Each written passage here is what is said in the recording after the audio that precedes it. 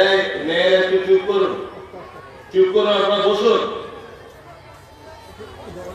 সাংঘাতিক জাতি ওরা, বুঝলেন তো?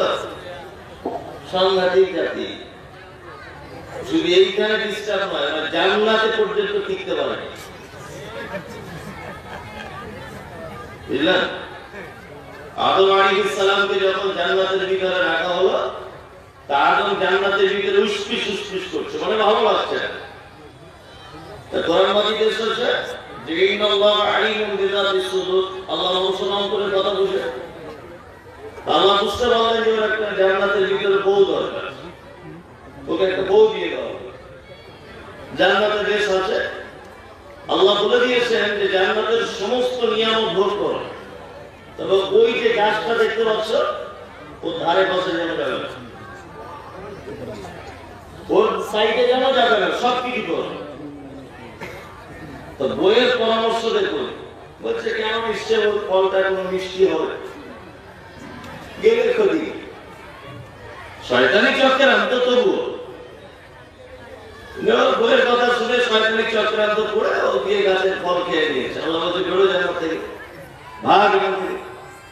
মানা করেছি শুনলি না, জান্নাত থেকে বেরিয়ে। তা ওরা জান্নাত থেকে বের হয়ে এসেছে, অত সহজে তো ঠিক করা যাবে যাবে না। ওই জন্য মায়েদেরকে বলছি, মা বলে ডেকে বলছি, দয়া করে আপনি চুপ করুন। কারণ আপনার দ্বারাতে যদি একটা কথা যদি কেউ শুনতে না পায়, তাহলে ভাববেন যে কিয়ামতের মাঠে এর জন্য জবাবদিহিতা আপনাকে করতে হবে, খুব কঠিন। দুটো অপশন। অপশন নাম্বার 1, আপনি বসলে ভদ্রতার সঙ্গে বসুন। 2, যদি বিরক্ত বোধ করেন আপনি আস্তে আস্তে করে চলে যান, তবে ডিস্টার্ব করিয়েন না কাউকে, আপনি চলে যান। আপনার তো বসতে না বসলে জরিমানা করা হচ্ছে না। যাই হোক, আমি পবিত্র কোরআনের একটি সূরার প্রথম দিকের 2-3 আয়াত আপনাদের সামনে তেলাওয়াত করেছি। এই আয়াতগুলিকে কেন্দ্রবিন্দুতে রেখে বা পরবর্তী আরো আয়াতগুলির মানে সঙ্গে নিয়ে কিছু কথা আলোচনা রাখবো ইনশাআল্লাহ। আলহামদুলিল্লাহ, আলহামদুলিল্লাহ। ইউটিউবার ভাইরা যারা আছেন আপনারা ওটা কথা বলিয়েন না, না না আপনার কথা বলিয়েন না, আমি বলছি না। আচ্ছা বলছি, এই ইউটিউবাররা তোমরা ওটা কথা বলিয়েন না, এতক্ষণ পর্যন্ত ওটা কথা বলো না, এখন কথা হবে, চুপচাপ করে বসো, যা যেমন হচ্ছে তেমন হোক। আমি একটি সূরা আজকে তাফসীর করব, সূরাটির নাম হচ্ছে সূরা ওয়াকিয়া। কোরআন মাজিদ পরশুদিন একটা হাদিয়া পেয়েছি, ওইটা থেকে আমি একটা করে আয়াত পড়বো, আপনাদেরকে বলবো। আর তারও আগে একটা কথা বলে রাখছি, পবিত্র আল কোরআনে আল্লাহ সুবহানাহু ওয়া তাআলা বলছেন যে নাহনু নাকুসসু আলাইকা আহসানাল কসাস বিমা আওহাইনা ইলাইকা হাযাল কোরআন। সারা পৃথিবীতে যত গদ্য পদ্য উপন্যাস, যত কবিতা, যত আবৃত্তি, যা কিছু আছে, কোরআনের থেকে সুন্দর বক্তব্য, সুন্দর ঘটনা আর কিছু হতে পারে? পারে না। আল্লাহ সুবহানাহু ওয়া তাআলা বলছেন এটা মানুষের জ্ঞান নয়, আওহাইনা, এটা ওহীর জ্ঞান। আল্লাহু আকবার। মানুষের জ্ঞানের কাছে ওহীর জ্ঞান চান্স পাবে? আমাদের নবী মুহাম্মদ সাল্লাল্লাহু আলাইহি ওয়াসাল্লাম, আমার সারা জীবন আল্লাহ নবী সাল্লাল্লাহু আলাইহি ওয়াসাল্লামের নবী হবার পরের ঘটনাগুলো মানুষকে শোনায়, তাই না? কিন্তু নবী হবার আগে অনেক ঘটনা ঘটেছে, যে ঘটনাগুলির ভিতরে আমাদের জন্য রয়েছে চমৎকার চমৎকার শিক্ষা। হযরত মুহাম্মদ সাল্লাল্লাহু আলাইহি ওয়াসাল্লাম ছোট থেকে কোনদিন তিনি কোন পাপ কাজে লিপ্ত হননি, একেবারে সাদা কাপড়ের মতো স্বচ্ছ ছিলেন। তখন যে যুগে তিনি জন্মগ্রহণ করেছিলেন যুক্তির নাম হচ্ছে আইয়ামে জাহিলিয়াত। কি নাম? আইয়ামে জাহিলিয়াত, অর্থাৎ মূর্খতার যুগ, অজ্ঞতার যুগ। এই আইয়ামে জাহিলিয়াতে মূলত কয়েকটা পাপ ব্যাপকভাবে হতো, মানুষ করত। তার মধ্যে একটি পাপ হচ্ছে ব্যভিচার, ব্যাপকভাবে হতো। নাম্বার 2, মানুষ মদ্যপানে ব্যস্ত ছিল, মদ পানে। নাম্বার 3, মানুষ সুদ অতিরিক্ত খেত। নাম্বার 4, গোত্রীয়, অর্থাৎ মানে এই বংশের মানুষ ওই বংশের মানুষের সঙ্গে ঝগড়া মারামারি করতো সামান্য সামান্য ব্যাপার নিয়ে, যে ঝগড়াটা এমন একটা পর্যায়ে পৌঁছে যেত যে সেই কারণে বড় বড় যুদ্ধ পর্যন্ত হয়েছে, ইতিহাস বলছে। এরকম অনেক কিছু। এর মাঝখানে মুহাম্মদ সাল্লাল্লাহু আলাইহি ওয়াসাল্লাম জন্ম হলেন, নবুয়তি পাননি। নবুয়তি পাওয়ার আগে তিনি যখন একেবারে ইয়াং, যুবক, সর্বপ্রথম একটা সংগঠন করেছিলেন, তার নাম বিলকুল ফুজুল। এই সংগঠনের মাধ্যম দিয়ে তিনি সমাজকে সমস্ত দোষ থেকে, অপরাধ থেকে বাঁচানোর চেষ্টা করেছিলেন। আচ্ছা বলুন, এই বিলকুল ফুজুল যে সংগঠন, এটা মুহাম্মদ সাল্লাল্লাহু আলাইহি ওয়াসাল্লাম পরিচালনা করতেন নিজস্ব জ্ঞান দিয়ে। কি দিয়ে? নিজস্ব জ্ঞান দিয়ে। এই নিজস্ব সীমাবদ্ধ জ্ঞান দিয়ে সমাজকে পরিচালনা করার বা সুস্থ রাখার চেষ্টা করেছিলেন, কিন্তু তিনি সফলতা পাননি। তিনি সফলতা পাননি। তিনি নবুয়ত পাওয়ার আগে হীরা নামক গুহাতে, জাবালে নূর নামক পাহাড়ে, হীরা নামক গুহাতে আল্লাহ ধ্যানে মগ্ন থাকতেন।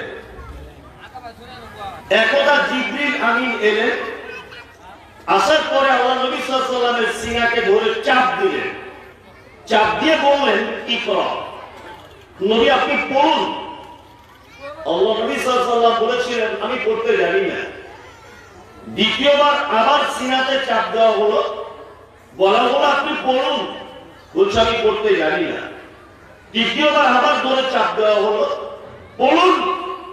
মুহাম্মদ সাল্লাল্লাহু আলাইহি ওয়াসাল্লাম পড়লেন, ইকরা বিইসমি রাব্বিকাল্লাযী খলাক খলাকাল ইনসানা মিন আলাক ইকরা রাব্বুকাল আকরাম আল্লাযী আল্লামা বিল কলম আল্লামাল ইনসান মা লাম ইয়ালাম।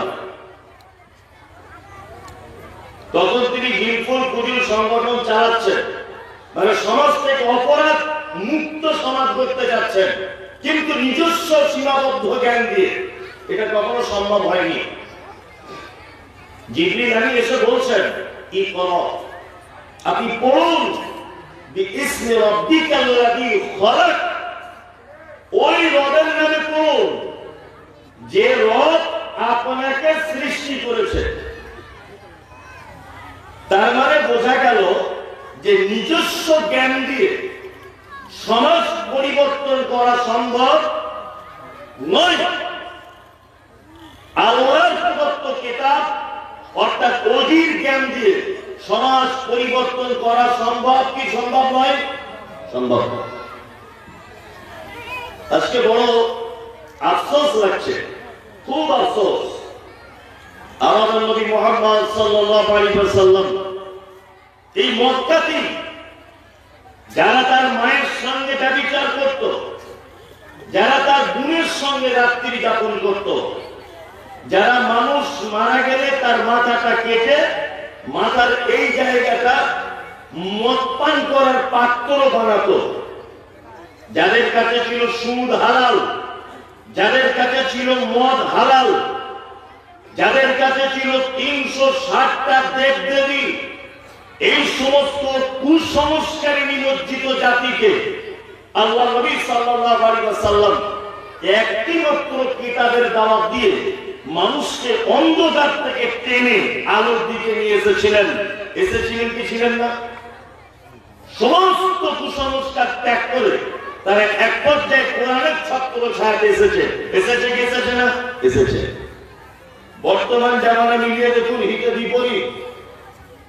আজও সেই কোরআন মাজিদ আছে, আজ নবী নেই, সাহাবী নেই, তাবে তাবিঈ নেই, রাসূল নেই, কিন্তু আল উলামা ওয়ারাসাতুল আম্বিয়া, নবীদের ওয়ারিসগণ অর্থাৎ আলেম ওলামাগণ আজও সমাজে আছে।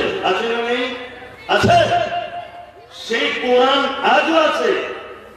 যে জাতি 360টা দেব দেবীকে ত্যাগ করেছে এর শিক্ষার ফলে, যে জাতি মদ পান ছেড়েছে, সুদ ছেড়েছে, ব্যভিচার ছেড়েছে, গোত্রীয় ঝামেলা ছেড়েছে, সমস্ত কিছু থেকে মুক্ত হয়েছে একটি মাত্র কিতাবের শিক্ষার কারণে।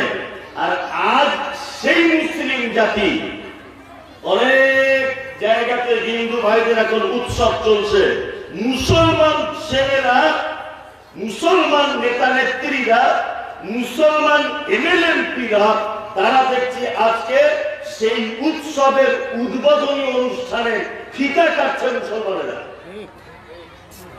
কাটছে না? আল্লাহু আকবার। কি অবস্থা! এখনো আইয়ারে জাগিলিয়া চলছে।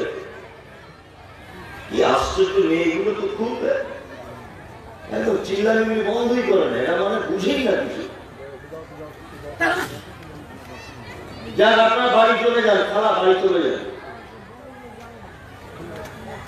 নিজের সর্বনাশ করছে, আবার আর একজন আরো সর্বনাশ করছে।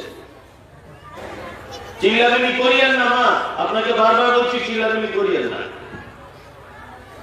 আসলে আমার বক্তব্য তো সবার পছন্দ হয় না, কারণ আমি ওই সুরসাক দিয়ে বলি না, ওই একটা করে বলি, ওই জন্য সবাই পছন্দ করে না। তবে কার পছন্দ হলো না করে এটা তো আমার দেখার বিষয় নয়। পবিত্র আল কোরআনে তো এই কথা আল্লাহ তাআলা বলেছেন, কালিলাম মা তাযাক্কারুন। পৃথিবীতে অল্প সংখ্যক মানুষরাই তারা আমাকে স্মরণ করে। এক জায়গাতে এই যে আবু দাউদ পড়ানোর একজন যোগ্য আলেম বসে আছে, আমার থেকে বয়সে অনেক ছোট, 10 বছরের ছোট। আমি সব জিজ্ঞেস করলাম, 10 বছরের ছোট। ছোট ভাই হিসাবে বলছি, জিজ্ঞেস করে দেখুন, ইলমে জ্ঞানের দিক দিয়ে আমার থেকে অনেক বড় করেছে আল্লাহ ওনাকে। যাই হোক, জিজ্ঞেস করে দেখুন যে পবিত্র আল কোরআনে এক জায়গা থেকে আপনি পাবেন না যে অধিকাংশ লোক, অর্থাৎ বেশিরভাগ লোক আল্লাহকে স্মরণ করে, কথা নয়। আল্লাহ বলছেন অল্প সংখ্যক লোক আমাকে বুঝে।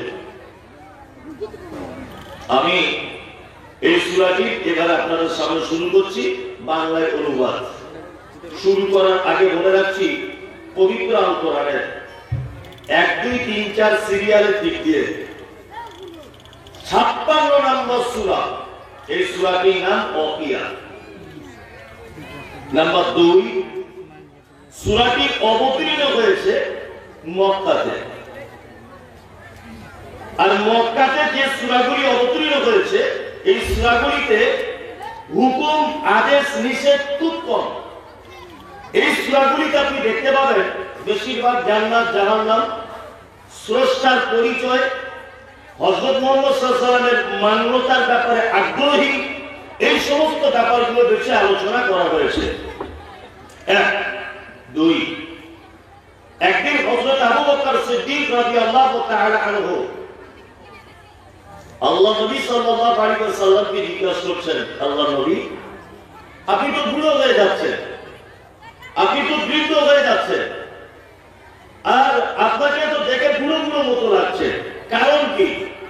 আল্লাহ নবী সাল্লাল্লাহু আলাইহি ওয়াসাল্লাম বলছেন, আবু বকর, আমাকে পবিত্র আল কোরআনের কয়েকটি সূরা আমার বয়সটাকে কমিয়ে দিচ্ছে, আমাকে দুর্বল করে দিচ্ছে। তার মধ্যে এক নম্বর হচ্ছে সূরা ওয়াকিয়া, 2 সূরা মুরসালাত, 3 সূরা হুদ, 4 আম্মা ইয়াতাসাআলুন আনিন নাবাইল আযীম এই সূরাটি, আর একটা সূরা তাকবীর, ইযা শামসু কুব্বিরাত।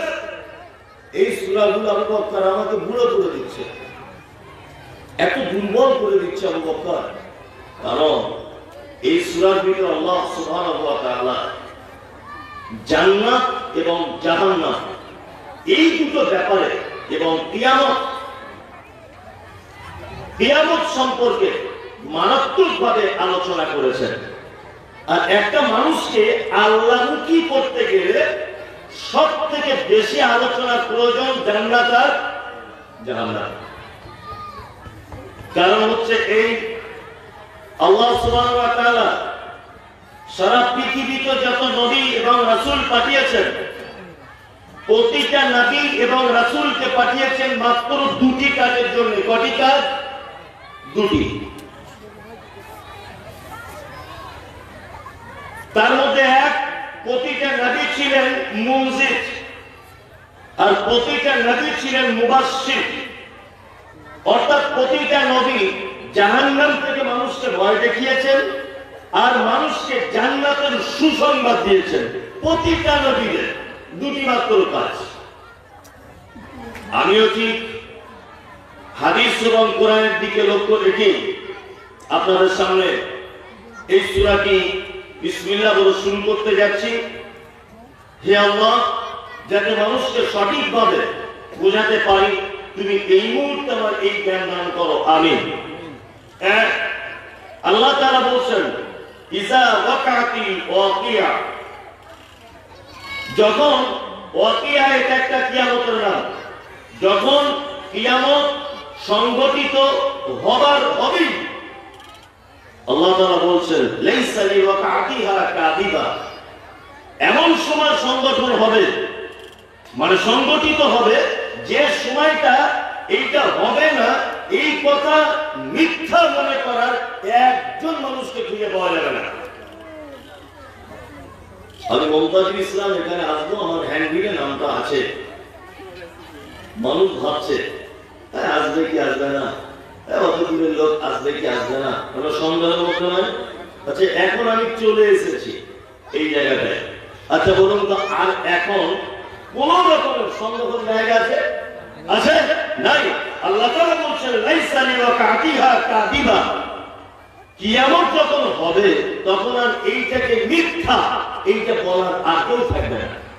আল্লাহু আকবার। আল্লাহ তাআলা তারপরে বলছেন খাফিদাতুর রাফিয়া। এটা কাউকে করবে নিচু এবং কাউকে করবে উঁচু। এটা মানে কি?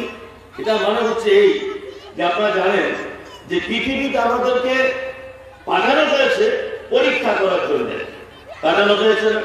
হয়েছে। দেখবেন পরীক্ষার হলের কিছু নিয়ম কানুন আছে। পরীক্ষার কিছু নিয়ম কানুন, তার মধ্যে একটা নিয়ম হচ্ছে যে পরীক্ষার ফলে মানে হওয়ার পরে তার রেজাল্ট আউট হয়, হয় না? যেদিন রেজাল্ট আউট হয় সেদিন কেমন হয়? যে পাস করে খুব হাসে, হাসে না? রেজাল্টটাকে নিয়ে মামার বাড়ি, খালার বাড়ি, কুকুর বাড়ি, বন্ধু বান্ধব, পাড়া প্রতিবেশী সবাইকে দেখায়, দেখো আমি ফার্স্ট বয় ছাত্র। আর কেউ যখন ফেল করে কেমন হয়?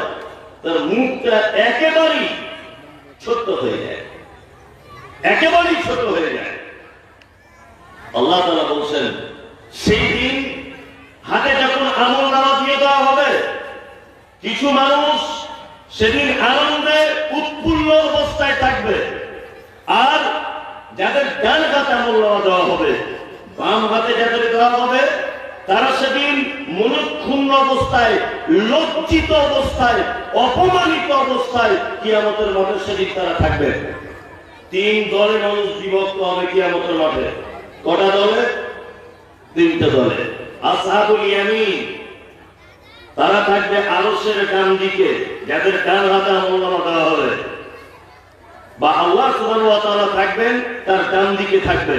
নাম্বার 2, আসহাবুস শিমাল, এক শ্রেণীর মানুষ তারা থাকবে বাম দিকে, আর এক শ্রেণীর মানুষ আস-সাবিকুন আস-সাবিকুন, তারা থাকবে আল্লাহ সুবহানাহু ওয়া তাআলার সামনে। এরা কারা? যারা সামনে থাকবে এরা হচ্ছেন নবীগণ, সিদ্দিকগণ, শহীদগণ। এরা থাকবেন আল্লাহ সুবহানাহু ওয়া তাআলার সামনে। আর এক শ্রেণীর মানুষ থাকবে ডান দিকে, আর এক শ্রেণীর মানুষ থাকবে বাম দিকে। ডান দিকের মানুষেরা জান্নাত চলে যাবে, সামনে দাঁড়িয়ে থাকা মানুষেরা তারা জান্নাত চলে যাবে। বিপদে পড়বে কারা? বাম দিকের মানুষেরা, যারা আল্লাহ তাআলার বাম দিকে থাকবেন। আল্লাহু আকবার। আল্লাহ তুমি আমাদের সকলকে ডান দিক কবুল করে নাও, আমিন। তাছাড়া বড় বিপদ হয়ে যাবে। বিপদগুলো একটা একটা করে বলছি আপনাদের সামনে। দেখুন, পৃথিবীতে যার পরীক্ষা যত বড়, যার পরীক্ষা যত কঠিন, তার ফল কিন্তু তত ভালো। ভালো নয়? ভালো। আরেকটা কথা বলে রাখছি, দেখবেন প্রতিটা ক্লাসের একই রকমের পরীক্ষা হয় না। হয় না। ক্লাস 5 যে কোশ্চেন হয় মাধ্যমিকে, কি সেটাই হয়? একটু হার্ড হয়, শক্ত হয়, তাই না? একটা ছেলে মাধ্যমিক পাস করেছে, তার ফলাফল সে টোটো চালাবে। একটা ছেলে এমবিবিএস কমপ্লিট করেছে, তার ফলাফল কোন একটা চেম্বারে বসি 3টে গ্যাসের ট্যাবলেট লিখে দিয়ে বলবে 800 টাকা ফি। তার মানে কি, তুমি মাধ্যমিক দিয়েছো, হালকা ফুলকা পরীক্ষা, তোমার জন্য টোটো। আর কেউ এমবিবিএস পড়া পরীক্ষা দিয়েছে, তার জন্য অবশ্যই 800 টাকা ফি, তাই না? তার মানে পরীক্ষা যার যত কঠিন, যার যত কঠিন পরীক্ষা, তার ফলাফল তত কি ভালো। আল্লাহ সুবহানাহু ওয়া তাআলা আমাদেরকে মাঝে সাথে পরীক্ষা করে না? বিভিন্ন রকম ভাবে করে। আবার নবী রাসূলদেরকেও পরীক্ষা করেছিলেন। তবে আমাদের থেকে আরো কঠিন পরীক্ষার সম্মুখীন হয়েছিলেন নবী রাসূলগণ। প্রত্যেক নামাজে আমরা একটা দরুদ পড়ি। কি দরুদ? আল্লাহুম্মা সাল্লি আলা মুহাম্মাদ ওয়া আলা আলি মুহাম্মাদ কামা সাল্লাইতা আলা ইব্রাহিম ওয়া আলা আলি ইব্রাহিম ইন্নাকা হামিদুম মাজিদ। বাংলা মানে কি? আল্লাহ তাআলা এইভাবে রাসূলুল্লাহ শিখিয়ে দিয়েছেন যে তোমরা যখন নামাজের ভিতরে তাশাহুদে বসবে, এই দরুদটা পড়বে, আল্লাহুম্মা সাল্লি আলা মুহাম্মাদ, আল্লাহ তুমি শান্তি বর্ষণ করো মুহাম্মাদের উপরে, ওয়া আলা আলি মুহাম্মাদ, এবং মুহাম্মাদের পরিবারের উপরে, কামা সাল্লাইতা আলা ইব্রাহিম, যেমন তুমি শান্তি বর্ষণ করেছিলে ইব্রাহিমের উপরে, ওয়া আলা আলি ইব্রাহিম, এবং ইব্রাহিমের পরিবারের উপরে। প্রত্যেক নামাজে নবী ইব্রাহিমের নাম বলা লাগে কি লাগে না? লাগে। এই মুসলমানই করে না? করে, খাতা না করে? এটা কোন নবীর সুন্নাত? ইব্রাহিম ইসমাইল বাপ বেটা, তাই তো? এই যে হজে যাচ্ছেন, হজ করার নিয়ম কি? ধরবেন আপনি উমরায় যাবেন, উমরা যাওয়ার নিয়ম কি? উমরায় যাওয়ার পরে আপনাকে সাফা মারওয়া সাই করতে হয় না? যারা গেছেন জানেন, যারা জাননি আপনারা জানবেন না। সাফা মারওয়া পাহাড়, এখন তো আর পাহাড় দেখা যায় না, এখন তলাতে পাহাড়, উপরে বিল্ডিং করে দিয়েছে, তার উপরে ছুটতে হবে। সব জায়গায় দৌড়াতে হয় না। এই প্যান্ডেলটার মতো একটা জায়গায় গ্রিন সিগন্যাল আছে, ওই গ্রিন সিগন্যাল এলে আপনাকে ছুটতে হবে। এই যে সাফা এবং মারওয়া, এই যে মানুষ হজে গিয়ে বা উমরাতে গিয়ে ছোটাছুটি করে, আচ্ছা বলুন তো এটা কোন নবীর সুন্নাত? ইব্রাহিম আলাইহিস সালামের বিবি, তাই না? তার মানে ওনারই পরিবারের সুন্নাত এটা। সারা পৃথিবীতে আপনাকে বলে রেখে দিচ্ছি, শুনে রেখে দেন, একজন মাত্র নবী, সেই নবীটির পায়ের ছাপ এবং কাবা শরীফ নির্মাণ করার জন্য উনি যে পাথরের উপরে উঠে কাবা নির্মাণের কাজ করেছিলেন, সেই পাথরে ওনার যে পায়ের ছাপ লেগেছিল, যেটাকে বলা হয় মাকামে ইব্রাহিম, সেটা আজও পর্যন্ত কাবার এক সাইডে রেখে দেওয়া আছে। আল্লাহু আকবার। এই যে কুরবানি কোন নবীর সুন্নাত? ইব্রাহিম আর ইসমাইল, এতগুলো সুন্নাত চলছে এই নবীটি। প্রতিটা নামাজে এই নবীটির নাম আমরা বলি কি বলি না? বলি। কারণ কি? কারণ আছে, কারণ মারাত্মক। বুড়ো বয়সে ছেলে হয়েছে, পরীক্ষা দেখে বুড়ো বয়সে ছেলে হয়েছে, ছেলেটা হাঁটার মতো হয়েছে। আর একদিন হঠাৎ করে ইব্রাহিম আলাইহিস সালাম বেটার নাম ইসমাইল, ইসমাইলকে বলছে যে আমি স্বপ্ন দেখলাম, ইন্নী আরা ফিল মানামি আন্নী আযবাহুকা ফানজুর মাযা তারা, আমি স্বপ্নে দেখছি তোমাকে যেন আমি জবাই করছি বেটা। ইসমাইল তখন বলছে ক্বালা ইয়া আবাতি ইফআল, হে আমার আব্বা আপনি করুন, মা তুমারু সাতাজিদুনি ইনশাআল্লাহু মিনাস সাবিরিন, আল্লাহ আপনাকে যেটা হুকুম করেছে অবশ্যই আপনি করুন, ধৈর্যশীলদের ভিতরে আপনি আমাকে পাবেন। আপন বেটাকে কুরবানি করতে নিয়ে যাচ্ছেন কোথায়? মিনাতে। ঘটনা সবার জানা, ঘটনা কি সবার জানা। ইব্রাহিম আলাইহিস সালাম বলেছিলেন যে আল্লাহ সব কথা মেনে নিব, নিজের বেটাকে কুরবানি করবো না, এটা কি বলেছিলেন? বলেননি। তাহলে বেটাকে কুরবানি করতে হবে, জিন্দা বেটাকে, এটা কি খুব সহজ না কঠিন? কঠিন।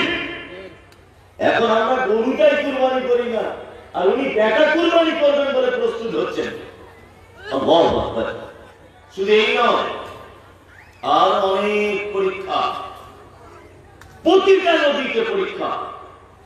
আমাদের নবী মুহাম্মদ সাল্লাল্লাহু আলাইহি ওয়াসাল্লাম মক্কাতে দিনের দাওয়াত দিলেন, দিনের দাওয়াত মানুষ কবুল করছে না, অত্যাচার বেড়ে গেল।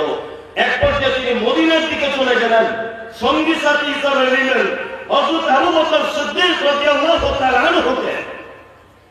অপরিচিত জায়গা, কেউ চিনে না জানে না, পাহাড়িয়া রাস্তা, মরুভূমি দিয়ে একা একাই চলে যাচ্ছেন হিজরত করে মদিনার দিকে। হাজারো বিপদ, সালাত আদায় করছেন, উটের ভুঁড়ি এসে তার মাথায় চাপিয়ে দেওয়া হয়েছে, তার পিঠে। এই নয়, রাস্তা দিয়ে চলছেন, গলায় রশি দিয়ে টেনে ফেলে দেওয়া হয়েছে।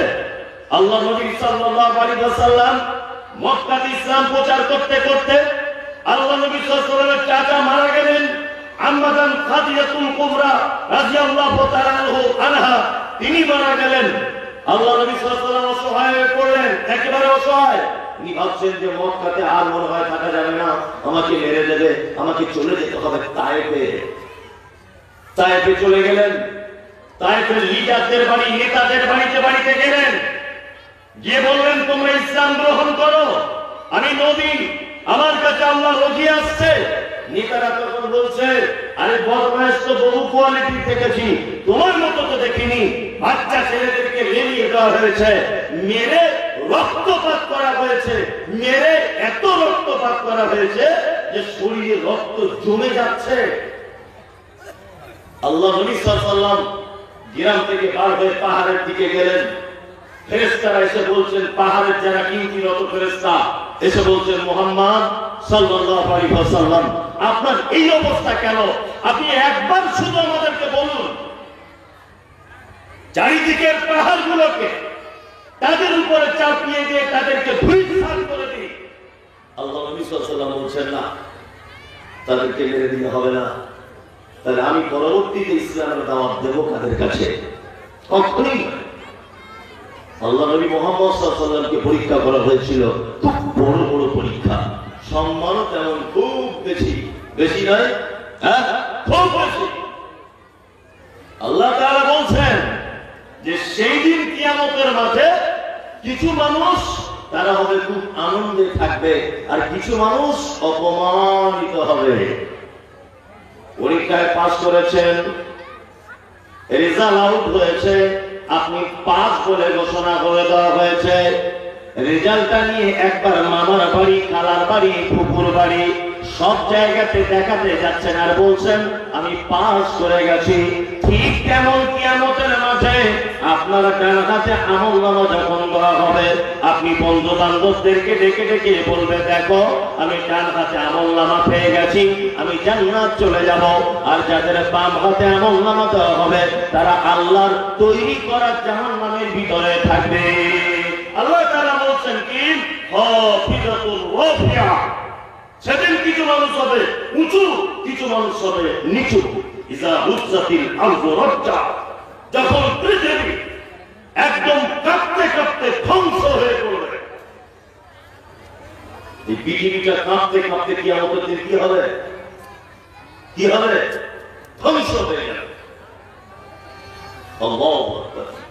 কিছুদিন আগে তুরস্কের মাটিতে আপনারা দেখেছিলেন, তুরস্কের মাটিতে ভূমিকম্প হয়েছিল। ভূমিকম্প যেটা হয়েছিল এটা মাটির উপরে হয়নি। বিজ্ঞানীরা তথ্য পেশ করেছে যে ভূমিকম্পটি তুরস্কের মাটিতে হয়েছে। এই ভূমিকম্পটি মাটি থেকে ৮,০০০ ফুট নিচে এর উৎপত্তি। ৮,০০০ ফুট নিচে ভূমিকম্পটা হয়েছে। হয়েছে কতক্ষণ? ৪০ সেকেন্ড। কতক্ষণ? ৪০ সেকেন্ড। লক্ষ লক্ষ মানুষ মারা গেছে। কোটি কোটি টাকার বিল্ডিং ভেঙে চৌচির হয়ে গেছে। হসপিটাল, স্কুল, রাস্তাঘাট, যানবাহন, মানুষ একেবারে চৌচির হয়ে গেছে। কতক্ষণ হয়েছে? ৪০ সেকেন্ড। পৃথিবীর বিজ্ঞানীদের একটা গবেষণা যে পৃথিবীতে যখন জমিনে ভূমিকম্প যখন হয় জমিন এইভাবে কাঁপে। আবার কেউ কেউ তথ্য পেশ করছেন যে তলায় একটা স্তরের প্লেট আছে, এই প্লেটগুলি সরে যাওয়ার ফলে পৃথিবী কাঁপতে শুরু করে। আরে এটা তো তুরস্কের ভূমিকম্প, এটা তো সুনামির জলোচ্ছ্বাস, এটা তো বাংলাদেশের ভূমিকম্প, এটা তো নেপালের কাঠমান্ডুর ভূমিকম্প আমরা সোশ্যাল মিডিয়ার মাধ্যমে দেখি। আর আল্লাহ তাআলা কিয়ামতের দিনে ভূমিকম্প করবেন এই ব্যাপারে তিনি বলেছেন, ইজা যুলজিলাতিল আরদু যুলজালাহা ওয়া আখরাজাতিল আরদু আসকালাহা। আল্লাহু আকবার। কিয়ামতের দিনের ভূমিকম্প, মাটি কাঁপতে কাঁপতে ধ্বংস হবে। ওয়া আখরাজাতিল আরদু আসকালাহা, আর মাটির তলায় থাকা জিনিসগুলোকে উপরে তুলে দেওয়া হবে। সেদিনকার ভূমিকম্প কেমন হবে? ঢালাই মেশিনে মশলা মাখানো দেখেছেন? একদিকে মশলা আর একদিকে নিয়ে চলে যায়, দেখেছেন? এই তেমন উপরের মাল নিচে চলে আসবে, নিচের মাল উপরে চলে আসবে। এটা আল্লাহর ভূমিকম্প। সেদিন যে কত কঠিন, এর নাম কিয়ামতের মাস। কিয়ামতের মাস সম্পর্কে আল্লাহ তাআলা বলেন, ইয়া আইয়ুহান নাসু তাকু রাব্বাকুম ইন্না যালজালাতাস সাআতি শাইউন আযীম। আল্লাহ তাআলা বলেন, হে মানুষ, তোমরা আমাকে ভয় করো, তোমরা আমাকে ভয় করো। আল্লাহ বলেন, ঈমানের স্বীকৃতি প্রদানকারীরা, তোমরা তোমার রবকে ভয় করো। নিশ্চয়ই কিয়ামতের দিনের মহা কঠিন আযাব, বড়ই কঠিন, আযীম, মহা ক্ষমতাশীল, মহা ভয়ঙ্কর ব্যাপার কিয়ামতের দিনটা। ভয়াবহ দিন। কেমন ভয়াবহ? আল্লাহ তাআলা বলছেন, কি বলছেন?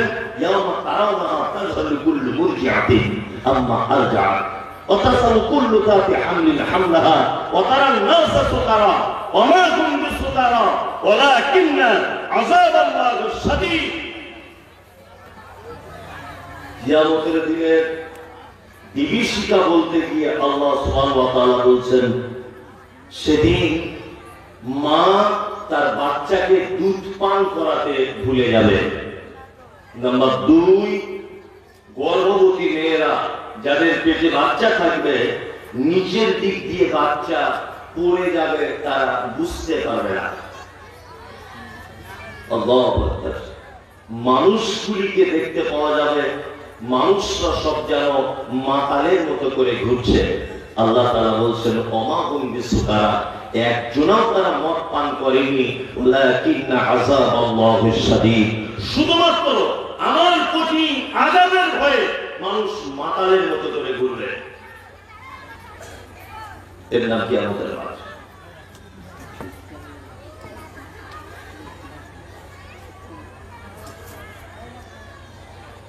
এমন একটা পদ্ধতি বলছেন জাহাঙ্গীর সাহেব, বলছে মধ্যখানে একটু কালেকশন করে নেন, তারপর ওয়াজ করবেন। কালেকশন করলে যে লোকগুলো আছে 10 মিনিট সফল হবে।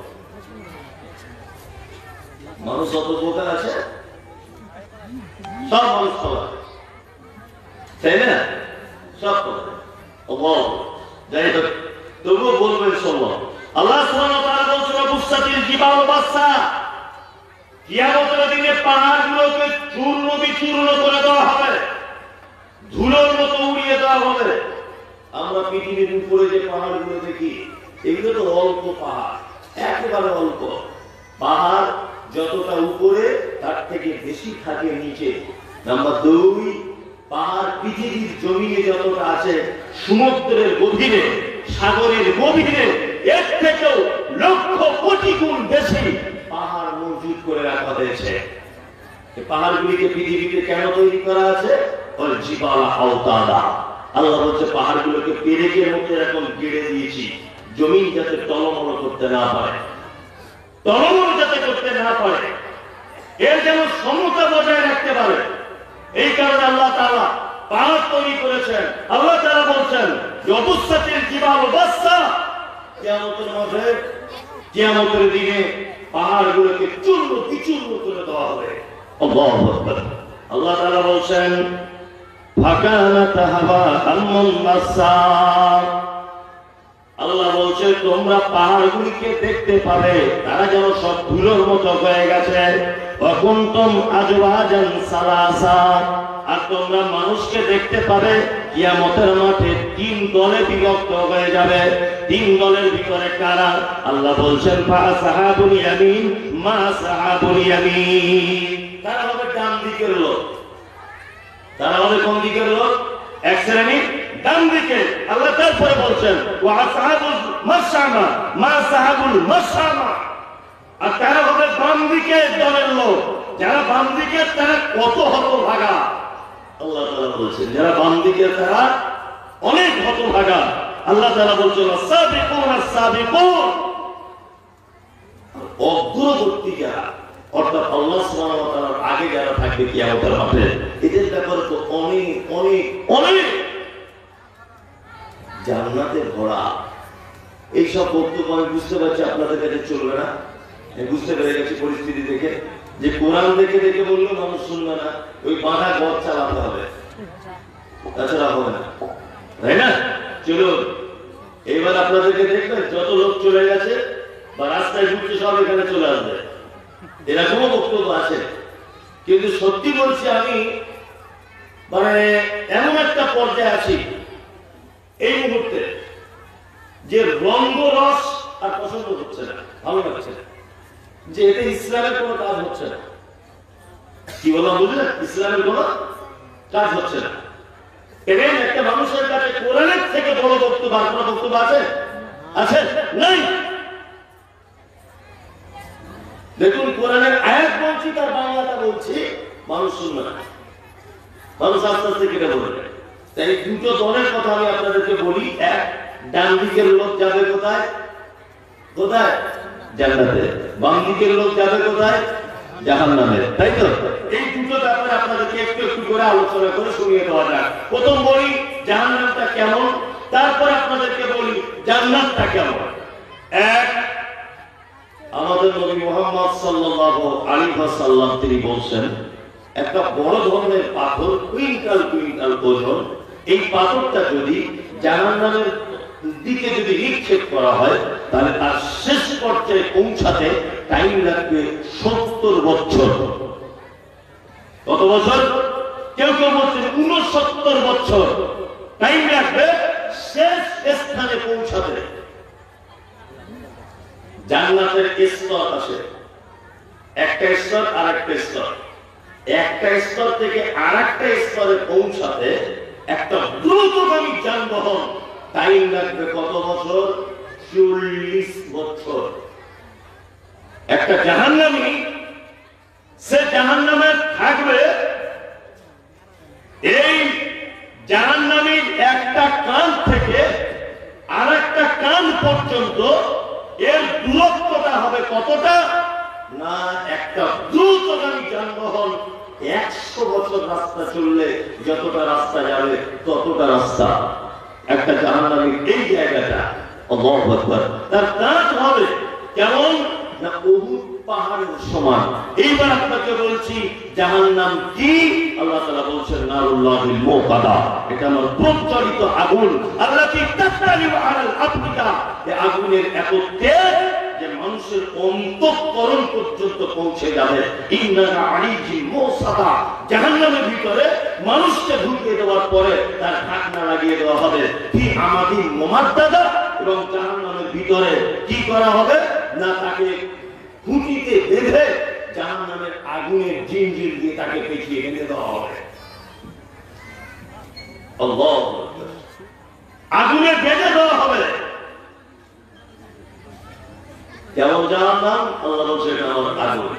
নাম্বার 2, এই জাহান্নামটা এমন এক জাহান্নাম যে মায়েরা যেমন তরকারি রান্না করতে করতে টকবক টকবক করে যখন ফোটে তারপরে ঢাকনা দিয়ে ঢেকে দেয়, আল্লাহ তাআলা বলছেন জাহান্নামীদেরকে জাহান্নামের ভিতরে ঢেকে দেব।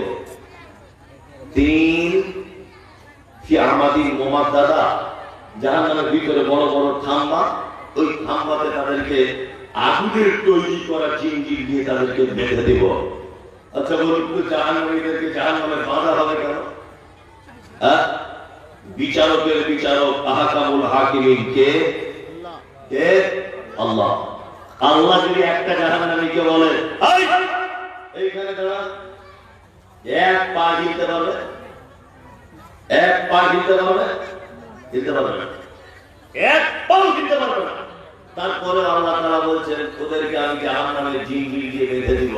কারণ হচ্ছে এই যে পৃথিবীতে দেখবেন যখন চোর ধরা পড়ে গ্রামগঞ্জে, তখন চোরটাকে ধরে ল্যাম্প পোস্টে বাঁধে, গ্রামের লোক বাঁধে না?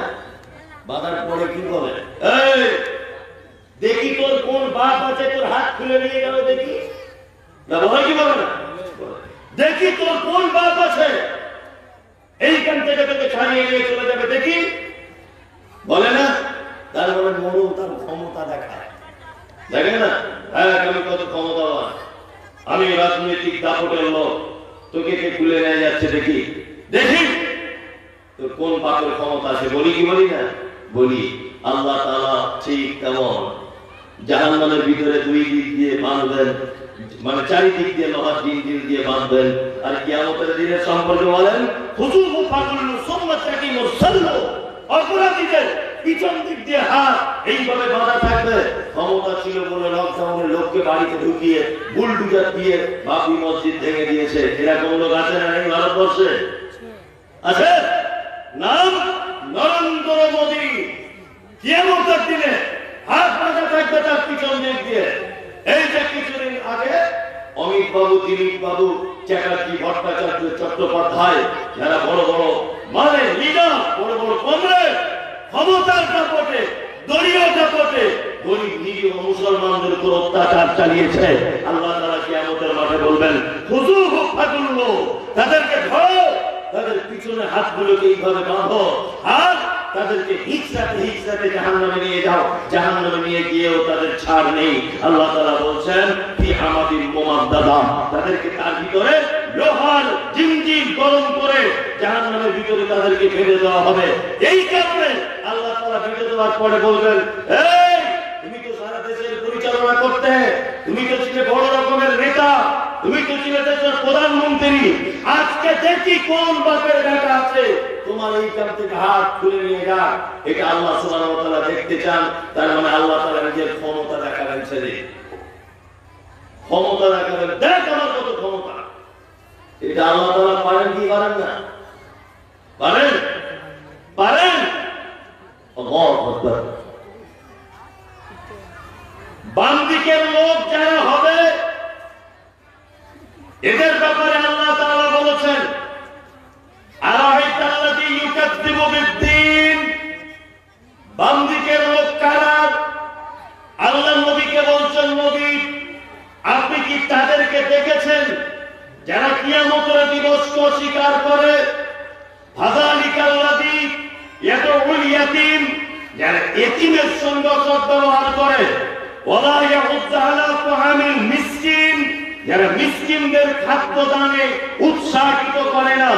ফাওয়াইলুল লিল মুসাল্লিন, আল্লাহ বলছে ওই মুসাল্লিরা বাম দিকের দলে থাকবে, অর্থাৎ দুর্ভোগের ভিতরে থাকবে। কোন মুসল্লি? আল্লাহ তাআলা বলছেন আল্লাযীনা হুম আন সালাতিহিম সাহুন, যারা সালাত আদায় করে, যারা নামাজ পড়ে কিন্তু অস্বস্তি সহকারে সালাত আদায় করে, আল্লাহ তাআলা বলছে এরা বাম দিকের লোক, এরা বড় দুর্ভোগের ভিতরে থাকবে কিয়ামতের মাঠে। নাম্বার 4, আল্লাহ তাআলা বলেন যে ইউরাউন, তারা লোক দেখানোর জন্য নামাজ পড়ে। তারপরে আল্লাহ তাআলা বলছেন ওয়ায়ামনাউনাল মাউন, যারা প্রতিবেশীকে সামান্য কিছু উপকার করা থেকে নিজেকে আটকিয়ে রাখে, এরা সব বাম দিকের লোক। বাম দিকের কটা লোক? 1, এতিমের সঙ্গে অসৎ ব্যবহার করে যারা। 2, মিসকিনদের খাদ্য দানে উৎসাহিত করে না যারা। 3, ওই মুসল্লি যারা নামাজ পড়ে অস্বস্তি সহকারে। এরকম মুসল্লি আছে না আমাদের মসজিদে? আছে না? নামাজ পড়ছে, নামাজ পড়তে পড়তেই পাছা চুলকাইছে, মাথা চুলকাইছে, টুপি বার করছে, মোবাইল দেখছে, এই করছে। যেমন নামাজি আছে না? ওমরপুরে একটা জায়গাতে একদিন আসলে নামাজ পড়ছি, এটা একদমই মানে খাঁটি কথা, গত বছরে ঘটেছে। এটা কেমন নামাজি? আমরা মসজিদে নামাজ পড়ছি, তা একজন বিহারি ব্যবসায়িক লোক ও মসজিদে নামাজ পড়ছে। তা আমি ওর 3-4 জনের পাশে দাঁড়িয়েছি, ও আমার 3-4 জনের সাইডে আছে। তা ওর ফোন বেজেছে, তা ফোনটা বেজেছে, একবার কেটে দিয়ে পকেটে ঢুকিয়ে দিয়েছে। সে তো জানে না যে নামাজ পড়ছে, সে আওয়াজ করেছে, ক্রিং ক্রিং করে আওয়াজ হচ্ছে। ও ফোনটা বার করে বিহারি লোক বলছে আবি হাম নামাজ মে হ্যায়, বাদ মে কল কিজিয়ে। নামাজ পড়তে পড়তে বলেছে। আল্লাহর কসম করে বলছি আবি হাম নামাজ মে হ্যায়, বাদ মে কল কিজিয়ে বলে রেখেছে। আমার পকেটে বলে নামাজে দাঁড়িয়ে আছে। কি অবস্থা! আল্লাহু আকবার! জি, কি অবস্থা! নামাজি নামাজি অথচ নামাজ পড়ে, সালাত আদায় করে, অমনোযোগী, মনোযোগ দেয় না সালাতে। এরকম নামাজি আছে না? নেই? আরে হচ্ছে যাচ্ছেই তা যাচ্ছে, গরুর গাড়ি মোটর, ও জামাত ছেড়ে গেল কি থাকলো, ওসব দেখার কোনো প্রয়োজন নেই। এরকম নামাজি আছে? আছে। আল্লাহ তাআলা বলছেন ইউরাউন। আর একটা নামাজি, নামাজিকে যে লোক দেখানোর জন্য নামাজ পড়ে। এরকম নামাজি দিনাজপুরে নেই, আমাদের দিকে আছে। লোক দেখানোর নামাজি আছে, সারা সপ্তাহে যায় না। দেখবে জুম্মার দিনে ফক সেন মেরে সাদা পাঞ্জাবি পরে বসে আছে প্রথম কাতারে। ওই যে ইমাম সাহেব বলেছে একটা জুম্মা থেকে আর একটা জুম্মার নেকি মানে গুনাহ মাফ হয়ে যায়। হ্যাঁ, ও ভেবেছে আজকে গেলেই গুনাহ মাফ হয়ে যাবে, ও ভেবেছে হয়তো। এরকম নামাজি আছে না? নেই? আছে। আবার রাসূলের নামাজি নয়, ও শুধু জুম্মার নামাজি নয়। ইমাম সাহেব যদি কোনোদিন 2-4 মিনিট খুতবা এদিক ওদিক যদি করে দেয়, বেশি হয়ে যায় বা কম হয়ে যায়, বা মসজিদের কমিটির কোনো ভুল ত্রুটি যদি পেয়ে যায়, তা ও এসে মসজিদের বাইরে এমন করে বলবে যে মনে হচ্ছে পাক্কা তাহাজ্জুদ সহ নামাজি। আর কিছু লোক আছে মাথা মোটা, যাদের মাথায় কিছু নেই, ও আবার ওকে পান দিয়ে বলে তুই হচ্ছিস বাপের বেটা, যা বলিস সামনাসামনি বলিস। এরকম লোক আছে না? ঈদের নামাজ পড়ে ঝামেলা করে, জুম্মার দিনে ঝগড়া বাঁধায়। এরকম লোক আছে না? নেই? আছে। আর ও যখন ওকে পান দিয়ে মোটা করে দেয় যে তোর মতো বাপের বেটা নেই, হক কথা বলিস সবার সামনে, ও ফুলে গিয়ে আরো জোরে জোরে বলে। আরো জোরে জোরে বলে মানে ও মানুষ নয়, ও হচ্ছে গয়াকার মানুষ, গাধা। ইমাম সাহেবের মান সম্মান নিয়ে ছিনিমিনি খেলছে, মানে নিজের মান সম্মান নেই। কি বলছি বুঝতে পারছেন? আর 5 জনের মান সম্মান নিয়ে টানাটানি করছে, মানে ওর নিজের মান সম্মান নেই। আল্লাহ তাআলা বলছেন ওয়ায়ামনাউনাল মাউন। আর প্রতিবেশীকে যারা সামান্য জিনিস উপকার করা থেকে নিজেকে আটকিয়ে রাখতে পারে না, আল্লাহ তাআলা বলছেন এরাও বাম দিকের লোক, অর্থাৎ জাহান্নাম চলে যাবে। প্রতিবেশী সাইকেল হাওয়া দেওয়ার নাম কি? বাম্পার। বাম্পার বাম্পার আমার সাইকেল আওয়াজে আপনার বাড়িতে গিয়ে বলছি বুবু, আপনার বউকে বলছি বুবু একটু পাম্পারটা দাও না, হাওয়াটা দিয়ে নি। বুবু তখন আমাকে বলছে আমাদের পাম্পারের ওয়াশারটা খারাপ হয়ে গেছে, অথচ ভালো, অথচ ভালো, আমি চাইতে গেছি বলে বলছে খারাপ। এরকম লোক আছে না? হ্যাঁ আছে। আল্লাহ তাআলা বলছে যারা প্রতিবেশীকে সামান্য উপকার করা থেকে দূরে রাখে, নিজেকে হটিয়ে রাখে, অর্থাৎ এরা জাহান্নামে চলে যাবে। চলুন ডান দিকের লোক তারা, ডান দিকের যে জায়গাটা তার নাম কোথায়? জান্নাত। জান্নাতের কোন স্বাদ পেয়েছেন? পৃথিবীতে জান্নাতের স্বাদ, জান্নাতের কোন জিনিস দেখেছেন? দেখেছেন? দেখেননি? কে বলেছে? হাদিস আমরা দেখেছি, আপনার জানা নেই তাই মনে হচ্ছে। পৃথিবীতে কয়েকটা জিনিস আছে যেটা জান্নাত থেকে এসেছে। এক, হাজরে আসওয়াদ, যেখান থেকে হাজী সাহেবরা তওয়াফ করতে শুরু করে মক্কাতে, অর্থাৎ কাবা ঘরের এক কোণায় আছে, ওটা এক কোণাতে রাখা আছে। আমি আলহামদুলিল্লাহ আজ থেকে 15 দিন আগে চুমু খেয়ে এসেছি হাজরে আসওয়াদে। 15 দিন আগে আল্লাহ নবী সাল্লাল্লাহু আলাইহি ওয়াসাল্লাম বলেছেন পাথরটা ছিল দুধের থেকে সাদা, কিন্তু বনি আদমের পাপ এত বেশি হয়েছে যে ওটাকে চুমু খেয়ে কালো করে দিয়েছে। আল্লাহু আকবার। ওখানে গেলে কিছু শিক্ষা পাওয়া যায়। কি শিক্ষা? আমাদের পশ্চিম বাংলা আর ভারত, পাকিস্তান, বাংলাদেশের মানুষের একটা নিয়ম নীতি আছে যে বুড়ো না হলে হজ ফরজ হয় না।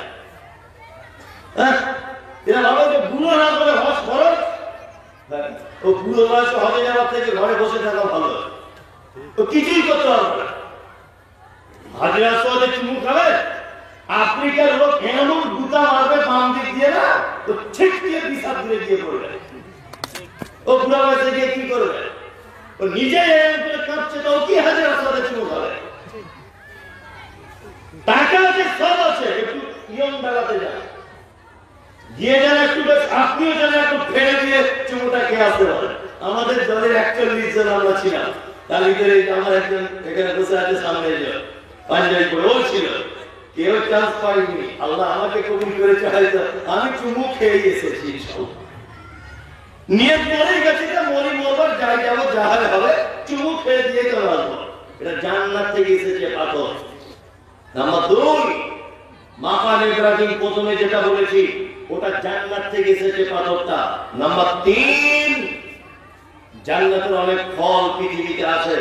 আল্লাহ নবী সাল্লাল্লাহু আলাইহি ওয়াসাল্লাম সবথেকে বেশি পছন্দ করতেন আজওয়া খেজুর খেতে। মক্কা মদিনাতে আজওয়া খেজুরের দামও কিন্তু সবথেকে বেশি। দেখবেন কালো রকমের খেজুর, একেবারে কালো, খুব শক্ত। এমন খাজুরটার বৈশিষ্ট্য যে মুখে দিয়ে চিবালে 5-7 মিনিট মিষ্টি মিষ্টি ভাব থাকবে মুখটা।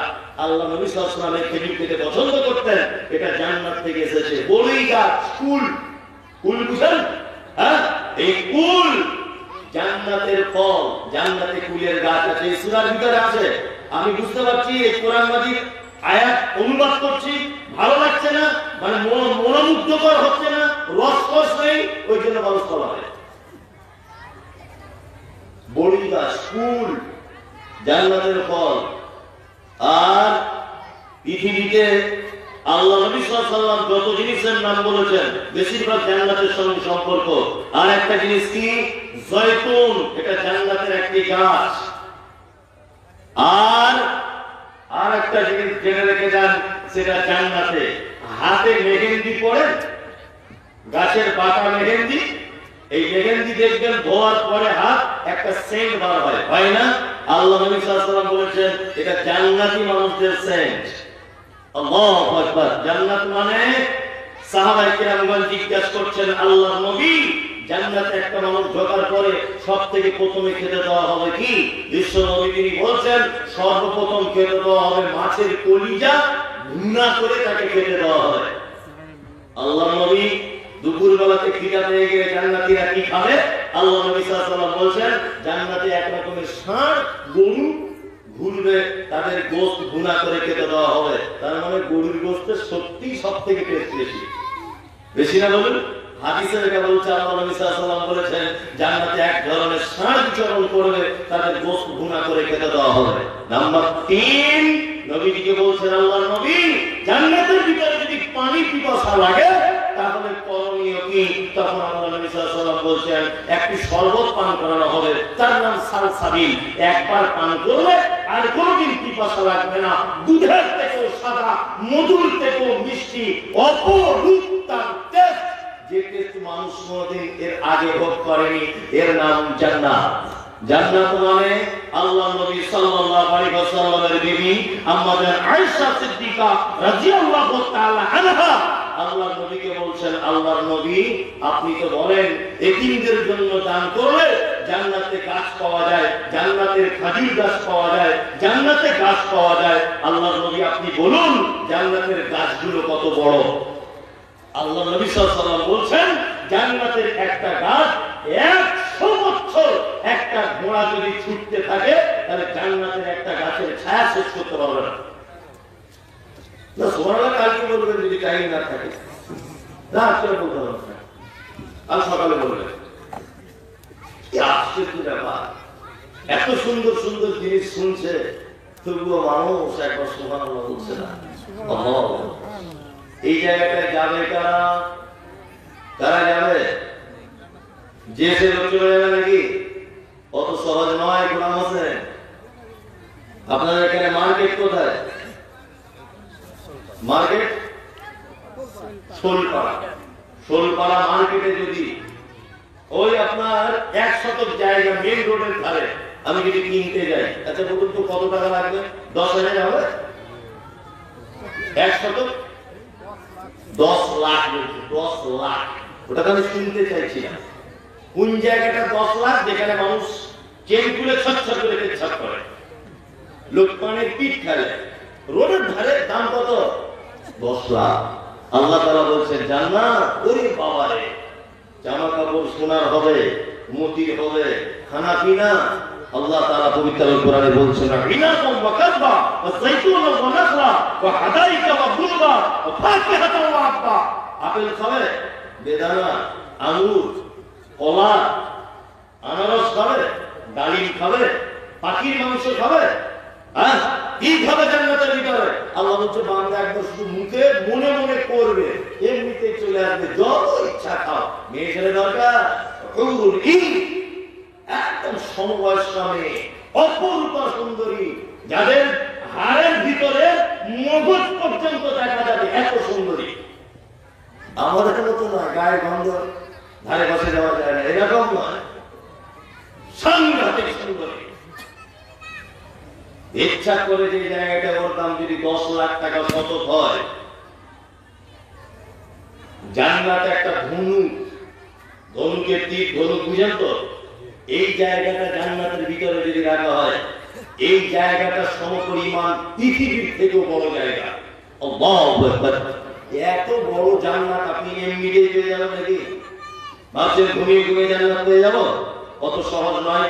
তবু আমাদের নবী মুহাম্মদ সাল্লাল্লাহু আলাইহি ওয়াসাল্লাম কয়েকজন মানুষের ব্যাপারে জান্নাত ঘোষণা করে দিয়ে গেছেন। আমি আপনাকে বলছি, আপনি এই লাইনের ভিতরে যদি পড়েন ইনশাআল্লাহ আল্লাহ এই জান্নাত ভোগ করবেন। এক, আল্লাহ নবী সাল্লাল্লাহু আলাইহি ওয়াসাল্লাম বলেছেন মান সালাকা তারিকান ইয়াতামিসু ফীহি ইলমান সাখারাল্লাহু লাহু তারিকান ইলাল জান্নাহ। কোন মানুষ যদি দ্বীনের জ্ঞান অর্জন করার জন্য বাড়ি থেকে যদি বের হয়, আল্লাহ তাআলা তার রাস্তা প্রশস্ত করে দেন এবং তার জান্নাতের রাস্তা প্রশস্ত করে দেন। আমি মুমতাজুল ইসলাম আপনাদেরকে বলে দিয়ে যাচ্ছি, শুনে রেখে দেন, পৃথিবীতে যত কোয়ালিটির মানুষ বসবাস করে, মাস্টার, প্রফেসর, ইঞ্জিনিয়ার, ব্যারিস্টার, উকিল, হাকিম, কৃষক, মজুর, চালক, বক্তা, শ্রোতা যারাই আছে, ডাক্তার, প্রফেসর যারাই বসবাস করে, পৃথিবীতে দুটো মানুষ জান্নাত চলে যাবেই।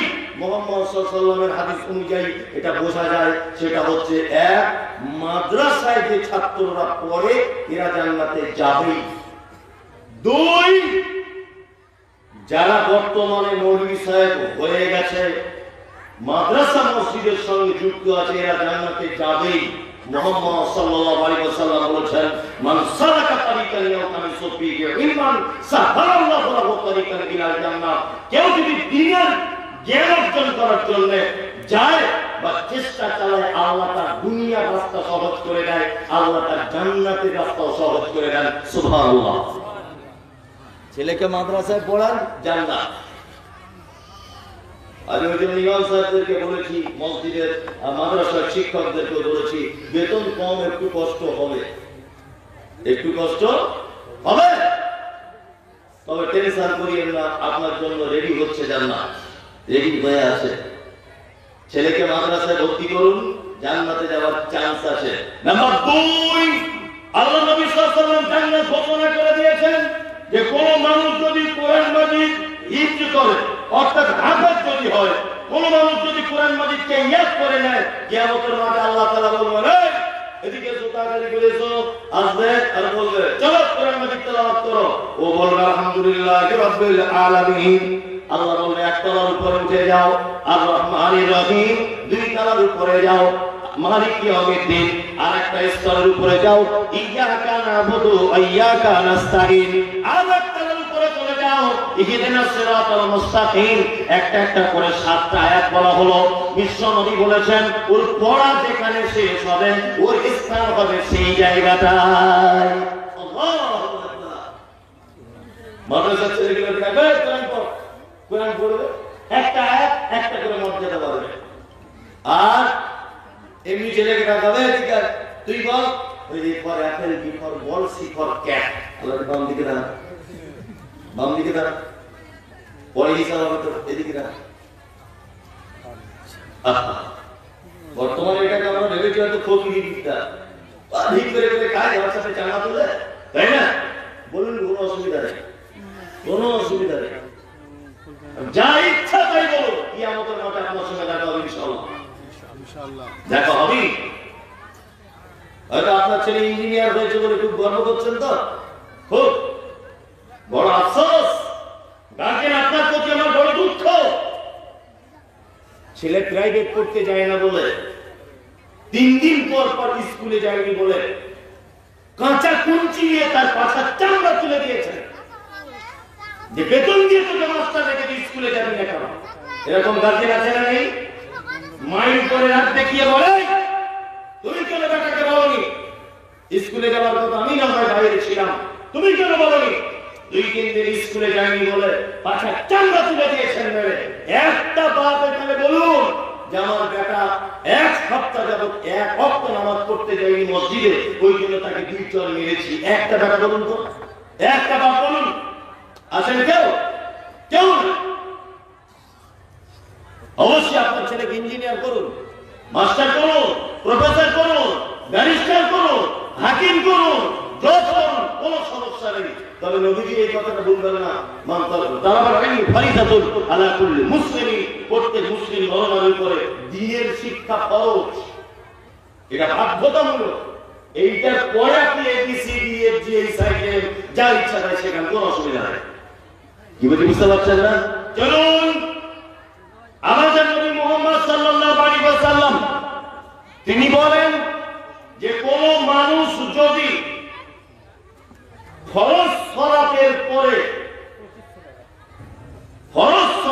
পরে আয়াতুল কুরসি যদি তেলাওয়াত করে, মুখস্থ আছে কার কার?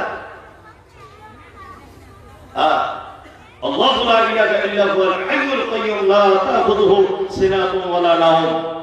এই আয়াতুল কুরসি যদি কেউ ফরজ সালাতের পরে যদি পড়ে, বিশ্ব নবী বলছেন জান্নাতে চলেই গেছে, তার মানে জান্নাতে যাবে।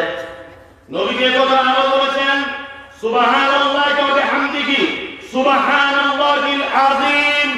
কোন লোক যদি দিনের রাতের কিছু অংশে এইটা যদি বলে সুবহানাল্লাহিল আযীম ওয়া বিহামদিহি সুবহানাল্লাহিল আযীম ওয়া বিহামদিহি, এই জিকিরটা যদি শুধুমাত্র করে তা ওই লোকটা জান্নাত চলে যাবে। অন্য আরেকটা হাদিসে এসেছে আল্লাহ নবী সাল্লাল্লাহু আলাইহি ওয়াসাল্লাম বলেছেন সুবহানাল্লাহি ওয়া বিহামদিহি সুবহানাল্লাহিল আযীম। এইটা যদি কেউ বলে দুনিয়ার ফেনা সম পরিমাণ পাপ থাকলেও তার পাপ ক্ষমা করে দেওয়া হবে, তবে কাবিরা পাপ হলে তওবা করা লাগবে। মহিলাদের ব্যাপারে আমাদের নবী মুহাম্মদ সাল্লাল্লাহু আলাইহি ওয়াসাল্লাম তিনি বলেন যে কোন মহিলা যখন মারা গেল তার তার মারা যাওয়ার কারণে তার স্বামীর চোখে যদি 2 ফোঁটা পানি যদি চলে আসে, তার ভালোবাসার কারণে, তার প্রতি মহাব্বতের কারণে, তার প্রতি প্রেম প্রীতির কারণে তার স্বামীর চোখ দিয়ে যদি 2 ফোঁটা পানি যদি ঝরে পড়ে, ওই মহিলা জান্নাত চলে যাবে। বিশ্বনবী তিনি বলেন, যে মহিলার বাচ্চা হওয়ার পরে মারা গেল, ওই মহিলাটা ধৈর্য ধারণ করলো, নবীজি বলছেন তার ওই নাবালক শিশু বা ভূমিষ্ঠ হয়ে যাওয়া শিশু মরা বাচ্চাটি কিয়ামতের মাঠে মায়ের আঁচল ধরে টেনে টেনে জান্নাতের ভিতরে নিয়ে চলে যাবে। জান্নাতে যাবার অনেক মাধ্যম, জান্নাতে যাওয়া। কি বললাম বুঝলেন? তার মধ্যে আর একটা মাধ্যম আছে, কি আল্লাহ নবী সাল্লাল্লাহু আলাইহি ওয়াসাল্লাম বলেছেন, এই জাহান্নাম থেকে বাঁচতে চাও আর জান্নাতে যেতে চাও, ইত্তাকুল্লাহ ওয়ালাউ বিশিক্কি তামারি। শোনো, তোমরা যদি জাহান্নাম থেকে বাঁচতে চাও আর যদি জান্নাত যেতে চাও, তাহলে একটা কথা মাথায় রেখে দিও, খাজুর খাওয়ার পরে যে আঁঠিটা থাকে, ওই আঁঠিটাও আল্লাহ রাস্তায় দান করার ফলে তোমরা জাহান্নাম থেকে বাঁচো আর জান্নাতে যাও। তার মানে জাহান্নাম থেকে বাঁচা যায় আর জান্নাতে যাওয়া যায় দানের মাধ্যমে। কিসের মাধ্যমে? দানের মাধ্যমে।